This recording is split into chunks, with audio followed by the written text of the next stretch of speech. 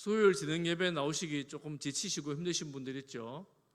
그렇지 않아도 올라올 때 좋을 것 같아요 이런 분이 계시더라고요. 충분히 이해가 됩니다. 왜냐하면 하루 종일 일하시고 이 시간에 오시면 여러분 얼마나 피곤하시겠어요. 집에 계시다가 오시는 분들은 좀 쉬시다가 오시면 아마 예배도 괜찮을 텐데, 일하시다가 오시면 우리가 몸을 가진 사람인지라 육신 한계가 있잖아요. 그러니 쉬어야죠. 그런데 어떤 때는 보면 열심히 해도 지치고, 또 너무 많이 쉬어도 지치고, 또 너무 많이 놀아도 지치고, 또 무조건 잠만 잔다고 다 해결되는 것도 아니고 참 지치는 그런 인생을 우리가 살고 있습니다. 그래서 사람들이 좀 적당히 해라 그러는데, 적당히가 참 제일 어려운 것 같아요. 얼마만큼 하는 게 적당히 하는 건지를 잘 모르는 것 같습니다. 여러분, 예배 전에는 오늘 수요 기도회인데 주일도 그렇고 토요일도 그렇고 수요일도 그렇고 예배 전에는 조금 쉬시는 게, 그나마 어쨌거나 적당히 쉬시는 게 좀 좋습니다. 토요일 저녁 밤늦게까지 텔레비전 앞에 앉아 있으면 주일은 너무 힘드니까 좀 쉬시면 오는 게 좋을 것 같아요.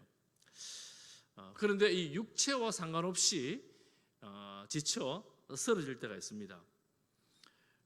어쩌면 오늘날 이 현대를 살아가는 우리 현대인들은 육체의 노동과 상관없이 지쳐있는 그런 시대가 아닌가, 이런 생각을 좀 해봅니다. 오늘 말씀을 보면서 하나님께서 우리 심령과 영혼과 육신을 새롭게 하시는 힘을 얻는 그런 시간 되기를 축복합니다. 오늘 본문 말씀에 엘리야 이야기가 나오는데요. 엘리야는 전에 보았던 것처럼 죽은 이를 살린 능력을 행한 엘리야입니다. 850대 1에 이방인 제사장들과 싸워 이긴 엘리야입니다. 그 이방 제사장들을 칼로 쳐 죽였잖아요. 그래서 3년 이상 비가 오지 않는 땅에 비를 내리게 한, 물론 하나님이 비를 주시지만 그의 기도를 통해서 비를 보게 한 당사자가 엘리야입니다. 그 엘리야가 오늘 본문 4절 말씀에 보니까 뭐라고 말합니까? 광야로 들어가 하룻길쯤 가서 로뎀 나무 아래에 앉아서 자기가 죽기를 원하여, 이렇게 말합니다. 죽기를 원하여 여호와여 능력하오니 지금 내 생명을 거두시옵소서.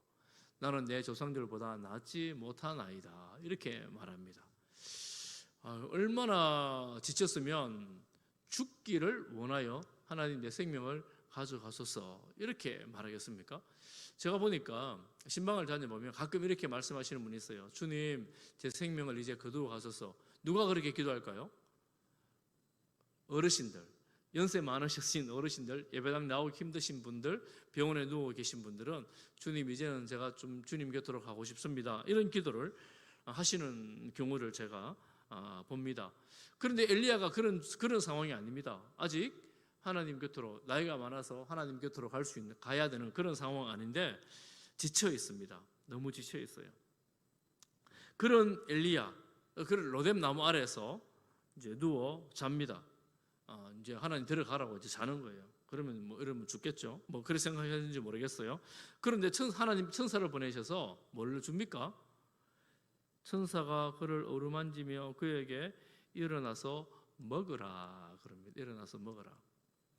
여러분, 몸이든 마음이든 심령이든 엄청 지쳐 살고 싶지 않을 때 일어나 먹으라 이러면 기분이 좋을까요? 기분이 나쁠까요? 여러분 같으면 기분이 좋을까요? 나쁠까요? 지금 먹는 게 문제예요. 죽을 것 같은데 이럴까요? 제가 생각해 보니까 기분이 되게 좋을 것 같아요. 지금 지쳐 광야에 와 있는데 맛있는 거 배고파 죽겠는데 먹으라 그러고 먹을 거 주면 얼마나 좋겠어요. 여러분, 때로는 우리가 아무것도 아닌 것 같은 사소한 걸로 위로를 받고 사소한 걸로 힘을 얻을 때가 있습니다. 말 한마디도 그럴 때가 있는가 하면 이 음식 하나로 그럴 때가 있습니다. 그래서 이 음식을 딱 먹는 순간, 그럴 때 있잖아요. 정말 배고팠는데 음식을 먹는 순간 눈이 딱 열리는 거 있잖아요. 그런 경험 해보셨죠? 그런 경우가 있습니다. 하나님은 지쳐 쓰러져 있는 엘리야에게 찾아가셔서 음식을 먹으면서 힘을 주십니다. 힘을 주시면서 엘리야를 다른 데로 보내십니다. 그리고 멀리 가 있을 때 엘리야에게 하나님께서 묻습니다. 네가 왜 여기 있느냐? 하나님 보내놓고선 하나님 묻습니다. 네가 왜 여기 있느냐? 여러분, 10절 우리가 읽지 않았는데 10절을 같이 한번 보겠습니다. 10절이 되게 좀 중요한 구절인데 오늘 10절 여러분 성경을 보십시오. 10절을 좀 보여주세요. 예, 같이 읽겠습니다. 시작. 그가 대답하되 내가 만군의 하나님 여호와께 열심히 유별하오니 이는 이스라엘 자손이 주의 언약을 버리고 주의 제단을 헐며 칼로 주의 선지자들을 죽였음이오며 오직 나만 남았거늘 그들이 내 생명을 찾아 빼앗으려 하나이다. 나는 열심히 최선을 다해서 하나님을 섬겼는데 저 사람들이 나를 죽이려고 합니다. 나 혼자 남았습니다. 나 혼자밖에 남지 않았습니다. 이렇게 말합니다. 그때 하나님은 이 엘리야에게 너 내 앞에 서라 이러면서 강력한 바람으로 바위를 부수고 산을 흔듭니다. 지진을 일으키십니다.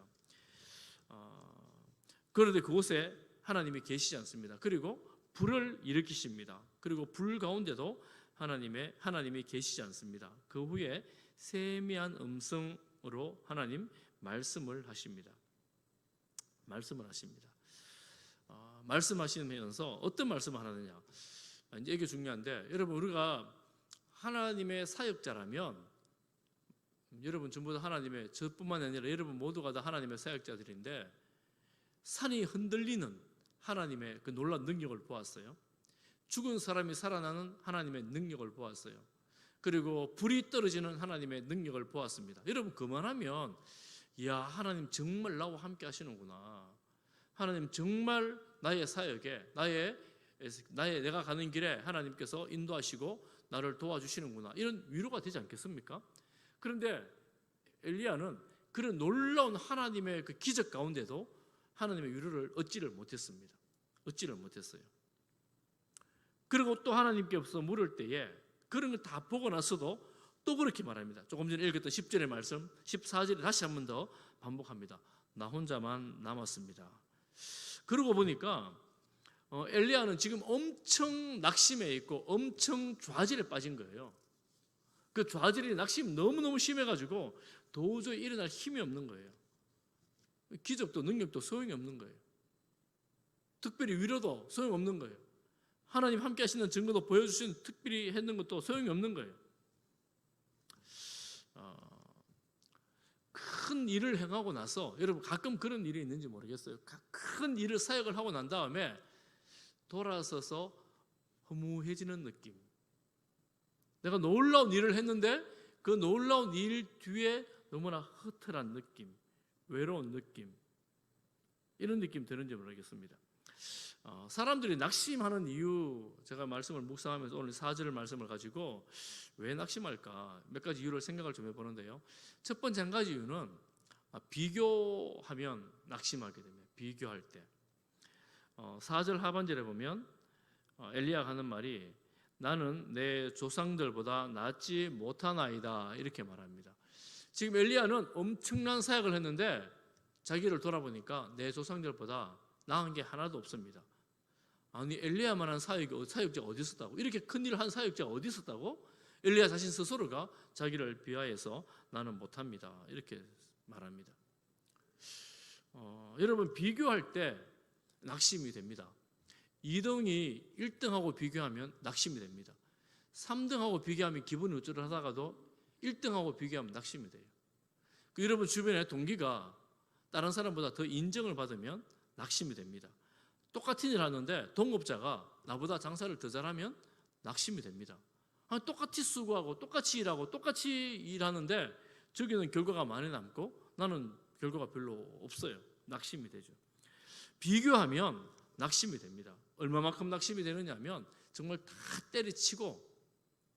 때려쳐버리고 나는 나대로 살든지 떠나고 싶은 그런 일들이 있습니다. 그래서 여러분 아무리 실력 좋은 사람들, 우리나라에서 1등하면 뭐예요? 세계로 보면 1등이 안 되잖아요. 그러면 낙심이 되는 거예요. 세상에서 그냥 보면 대단한 사람인데 낙심이 되는 거예요. 성도들이 한 가지 가져야 될 자세가 있습니다. 그건 뭐냐면 하나님께서 주신 대로 사는 거예요. 여러분 하나님께서 주신 대로 살아가기를 축복합니다. 하나님은 은사와 재능을 각자 다 다르게 주셨어요.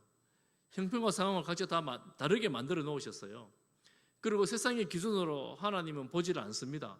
그러니 세상의 기준 가지고 나를 판단하는 것이 아니고 세상이 보는 눈으로 나를 판단하는 것이 아니라 하나님이 나를 어떻게 보는지를 하나님 앞에서 내가 보는 거예요.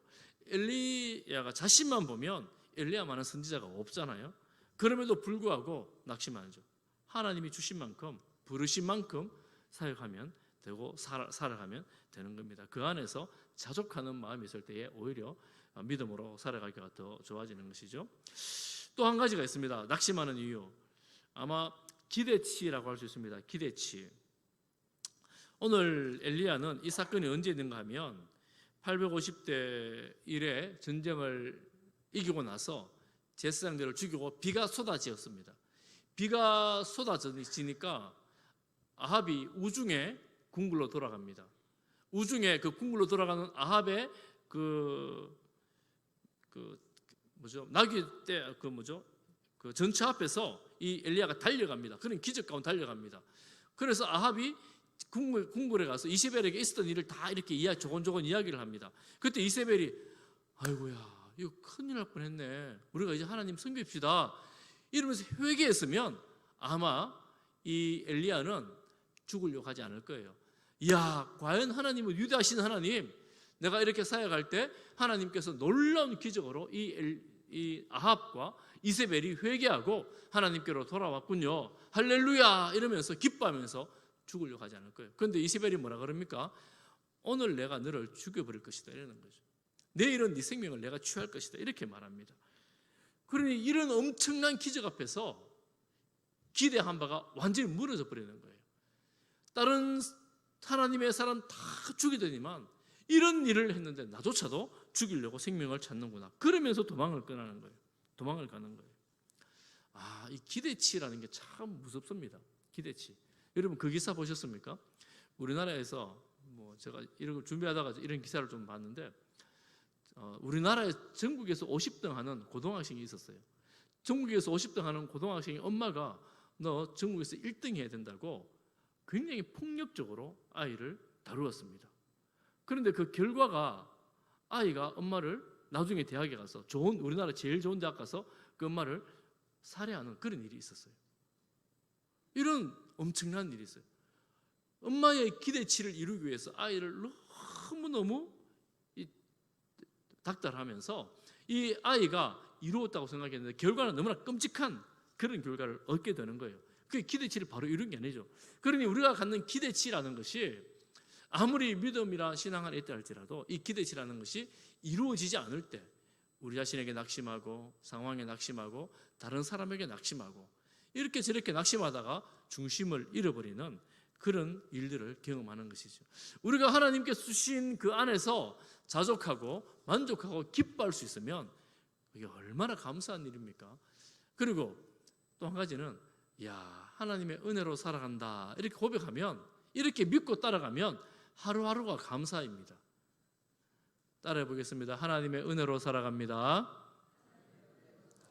우리의 오직 기대 한 가지는, 가장 강렬한 기대 한 가지는 하나님의 은혜가 떠나가지 않는 것입니다. 우리의 10년 가운데에 하나님의 영광을 위해 달려가고 하나님의 기쁨을 위해 살아가는 그 삶입니다. 그러면 어디에 있든지 무슨 일을 하든지 하나님의 그 은혜가 우리 상황 속에 머물러 있는 것을 경험할 수가 있습니다.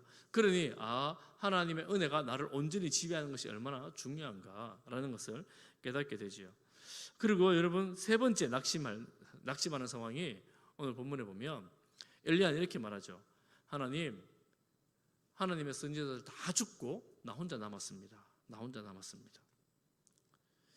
여러분, 아무리 능력이 많고 실력이 좋고 탁월한 사람이라도 혼자 끝까지 잘 감당할 수 있는 사람은 세상에 없습니다.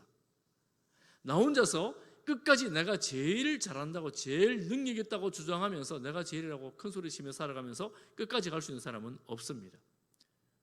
사람은 그렇지를 못해요. 그래서 믿음이 탁월했던 노아에게 하나님은 아들들을 붙여주셨어요. 모세에게 형 아론을 붙여주셨습니다. 심지어 예수님은 홀로 사역할 수 있는 분이지만 믿음도 별로 없는 제자들과 함께 사역을 하십니다. 바울 역시 마찬가지입니다. 탁월한 믿음의 사람 지성가 바울이 가는 곳곳마다 그의 동력자들과 함께 대동한 것을 볼 수가 있습니다.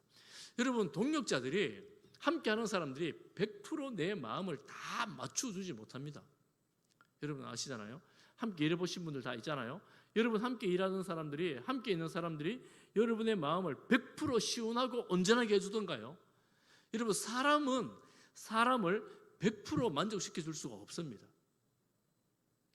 여러분 함께 사는 사람도 그렇잖아요. 좋아서 만나 결혼한 사람도 그렇잖아요. 내 배로 낳은 아이도 그렇잖아요. 나를 100% 만족시켜주고 120% 기쁘게 해주는 그런 사람은 세상에 없습니다. 100% 위로가 되는 사람은 사실은 없습니다. 요나단이 다윗에게 그렇게 내 생명보다 더 귀한 형제처럼 여겼지만 요나단이 다윗을 100% 보호해 줄 수가 없습니다. 오히려 사람은 옆에 있어 위로가 되지만 이 사람에게서 100%를 기다리다 보면 실망이 더 많죠.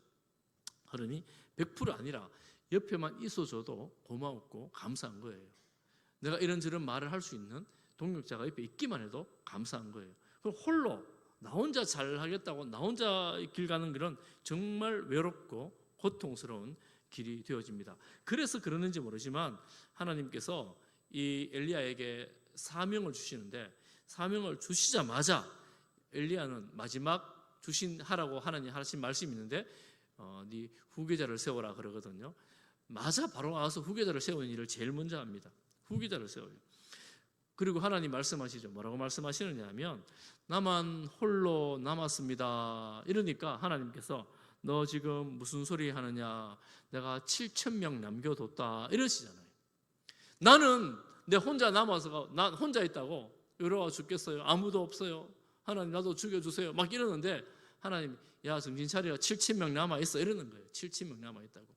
그러니 내가 생각하는 하나님, 내가 생각하는 사역이나 혹은 내가 생각하는 이 일들이 나 홀로 되는 일도 아니고 홀로 할 수 있는 일도 아니고 하나님을 통해서 하나님의 사람들이 여전히 남아서 함께 그 일은 진행되고 있다 하는 것입니다. 이 땅의 교회가 그렇습니다. 여러분 교회들마다 정말 힘들고 몸살을 앓고 있습니다. 그런데 우리 교회만 그런 것처럼 안타까워하고 힘들지만 주변에 많은 사람이 힘들어하기도 하고 때로는 주변에 어떤 교회들이 힘을 얻기도 하고 함께 동력자가 될 때 이 교회가 하나님 나라 관점에서 볼 때 온 교회가 함께 힘을 얻어 가는 것입니다. 이렇게 하나님은 지쳐 쓰러져 낙심해가지고 죽겠다는 그에게 하나님 위로해 주시면서 말씀을 합니다. 그런데 하나님께서 이 낙심한 엘리야에게 하나님이 일으키시는 방법이 뭐냐 하면 우리가 오늘 읽었던 본문에 보면 하나님이 일으키시는 방식 7,000명 그것도 맞는데요. 더 큰 방식이 한 가지가 있습니다. 그게 오늘 읽었던 15절부터 이어지는 구절입니다. 그것은 뭐냐? 사명을 맡기시는 거예요. 사명을. 하나님 나는 죽겠습니다. 죽여주세요. 그러는데 하나님 너 이 일을 해야겠다 하면서 부르시는 겁니다. 여러분 아마 일을 시켜보신 분들은 여러 사람 일을 시켜보신 분들은 아마 느끼는 게 있을 거예요. 또 일해보신 분들도 느끼는 게 있어요. 누가 사람을 나를 사용해서 일을 해보신 분들은 아마 느끼는 게 있을 텐데 어떤 거냐면 일을 시켜보면 어떤 사람은 일을 잘하고 어떤 사람은 일을 잘 못해요. 그럼 누구에게 다음에 일을 시킵니까? 일을 잘하는 사람에게 일을 또 시킬 거예요. 일을 하는 입장에서는 야 내가 생각해보니까 형편없는 거예요. 저 사람이 일을 훨씬 더 잘하는 것 같아요. 나는 일을 잘 못하는 것 같아요. 그런데 나를 쓰는 사람이 다시 나를 불러가지고 또 다른 일을 또 시키는 거예요. 그러면 그게 무슨 뜻입니까? 나는 가능성이 있구나. 그 사람에게 나를 쓰는 사람에게 가능성이 있구나. 이런 그런 의미가 있습니다. 그런 의미가 있어요. 하나님은 지금 나는 실패자라고 생각하고 죽겠다고 말하는 그에게 너가 와서 이 일을 좀 해야 되겠다 이러면서 일을 시키는 거예요. 이게 우리 성경적으로 기독교적으로 말하면 사명을 주시는 겁니다. 사명. 나는 일할 수 없어요. 나는 아무것도 못해요. 나는 더 이상 할 수 있는 게 없어요. 능력도 없습니다. 아무것도 못합니다. 그러는데 일을 맡기는 거예요. 그러니 하나님께서 엘리야에게 너는 실패한 사역자가 아니야. 이렇게 말해주는 거예요. 너는 이 일을 해야 돼. 이렇게 말씀하십니다. 그런데 그 일이 굉장한 일입니다. 어떤 일이냐면 여러분 말씀을 보시면 15절 말씀에 보면 다메섹 이방 땅에 가서 왕을 바꾸라는 거예요. 왕을 하사엘이라는 사람에게 기름을 부어가지고 아람의 왕이 되게 하라는 겁니다. 아니 지금 이스라엘의 선지자가 저 나라 가서 왕을 세우라고요? 왕을 세우라는 거예요.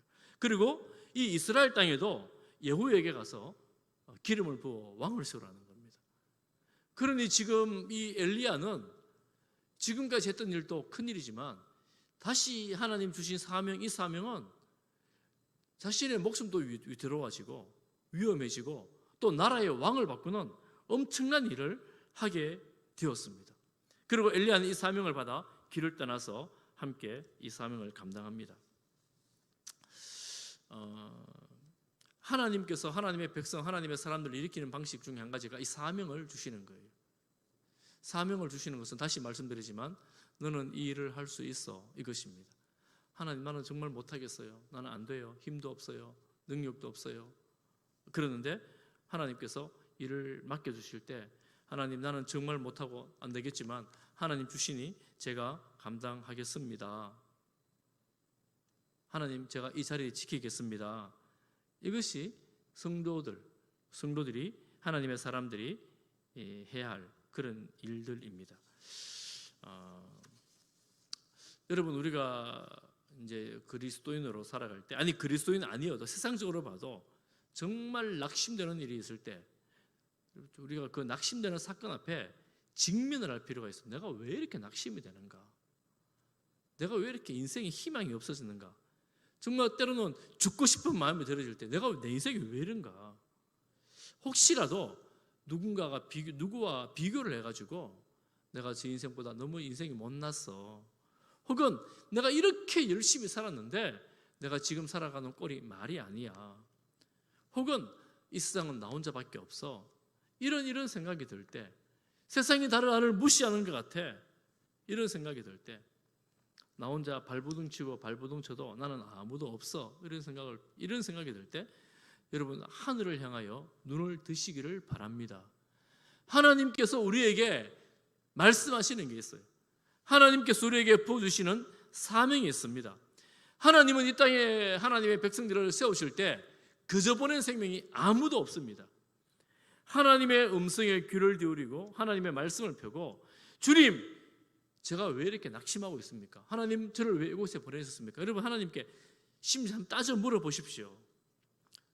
내 사명, 내가 해야 할 일이 무엇입니까? 한번 물어보십시오. 여러분, 사명에 눈이 뜨여지게 될 때 우리 삶에 분명한 삶의 목표가 생겨지고 이 사명을 향해 살아가게 됩니다. 하루하루를 견뎌낼 힘이 생기게 됩니다.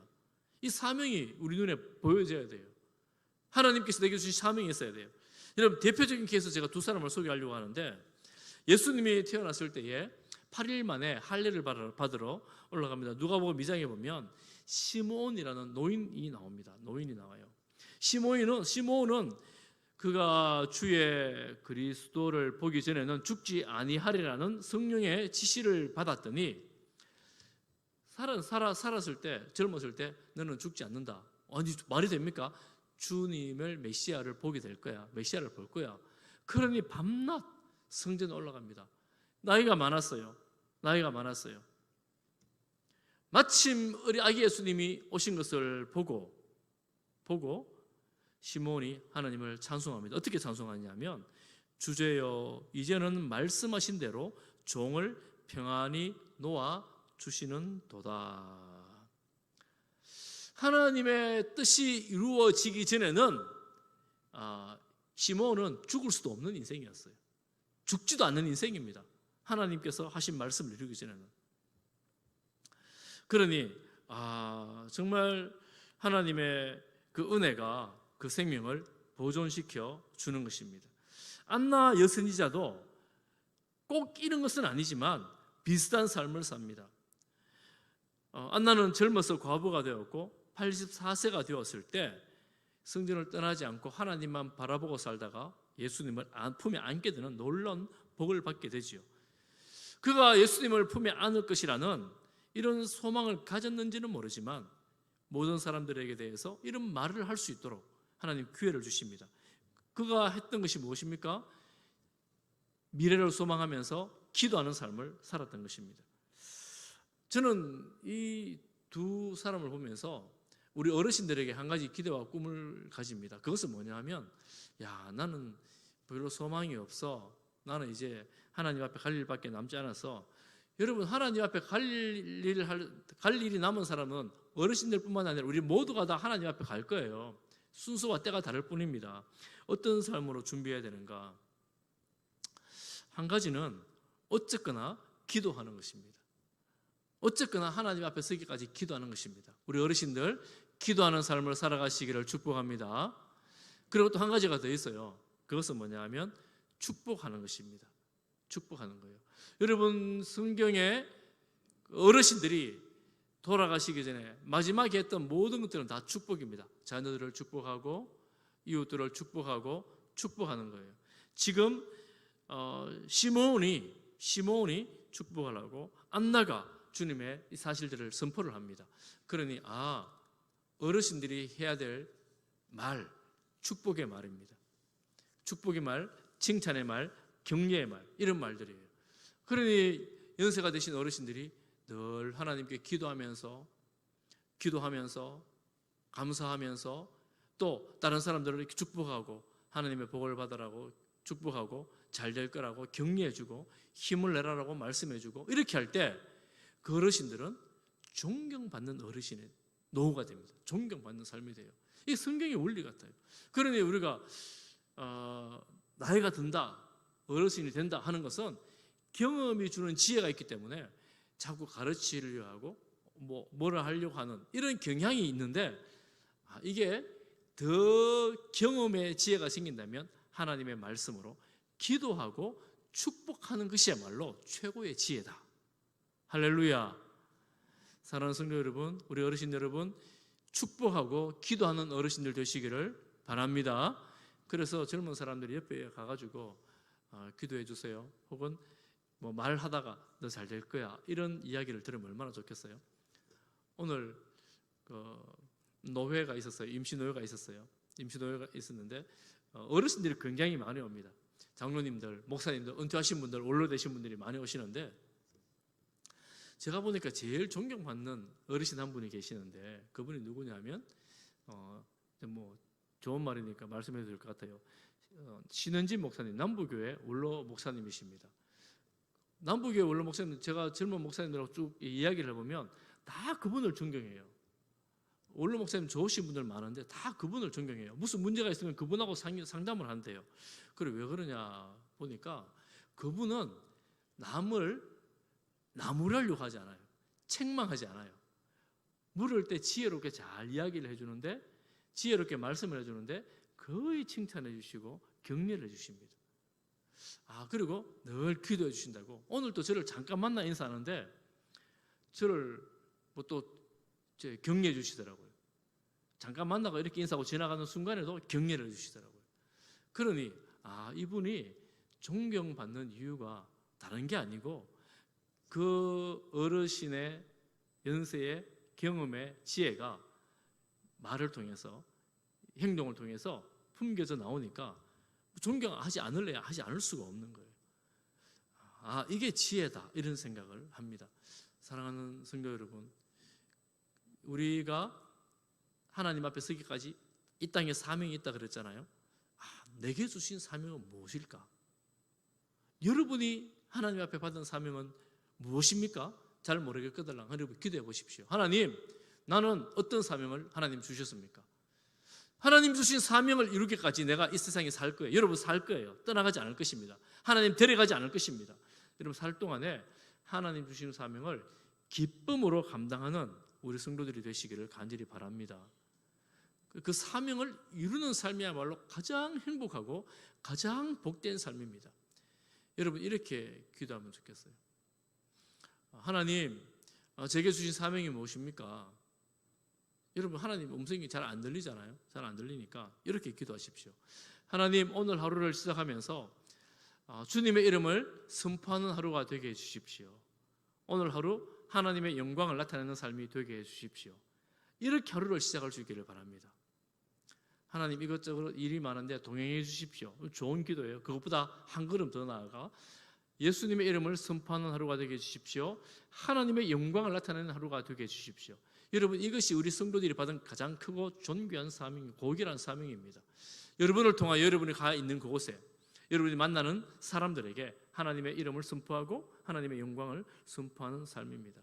여러분, 이런 삶을 통하여 저와 여러분을 통해서, 우리 교회를 통해서 하나님 영광 받으시기를 간절히 소망하며 축복합니다.